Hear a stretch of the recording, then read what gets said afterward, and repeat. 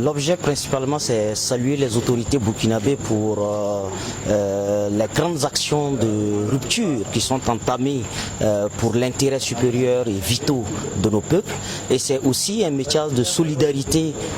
pour manifester ce soutien de la grande communauté panafricaine de partout le monde, de partout l'Afrique et de partout le monde entier. Et c'est surtout pour qu'ils se sentent adossés à une masse critique d'hommes et de femmes qui partagent avec eux l'idéal d'une Afrique souveraine,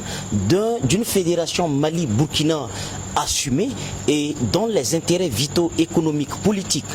culturels et liés à tout l'environnement d'exploitation minière sont désormais consolidés. Nous voyons que les autorités maliennes et burkinabées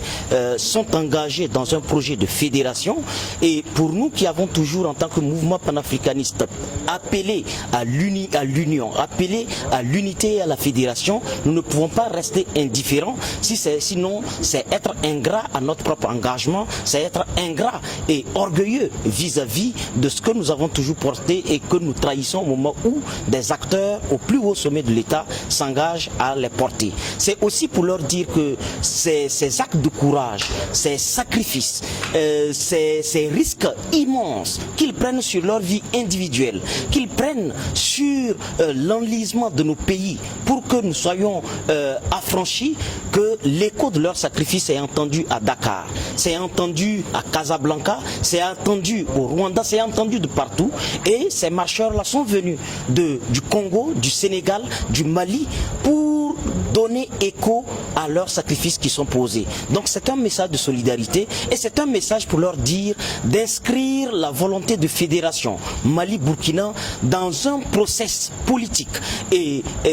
judiciaire irréversible, de sorte que même si des antifédéralistes venaient à prendre le pouvoir dans nos pays, qu'ils ne puissent plus remettre en cause les acquis historiques de la lutte actuelle. Le Premier ministre a accueilli cette démarche avec beaucoup d'enthousiasme et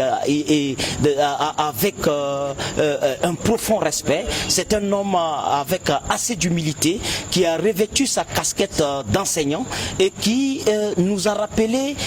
quelques détails importants des menaces que courent nos pays, des risques immenses qu'il leur faut prendre pour faire en sorte que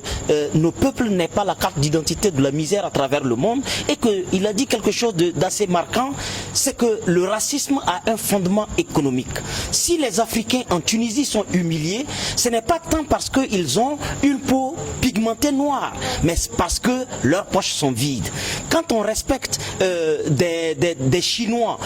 aux États-Unis, c'est pas que l'Américain de Ku Klux Klan ignore que c'est un Chinois, mais il est obligé de le respecter parce qu'il a Huawei pour confronter Apple. Donc je pense que c'est un message assez fort pour nous, jeunes,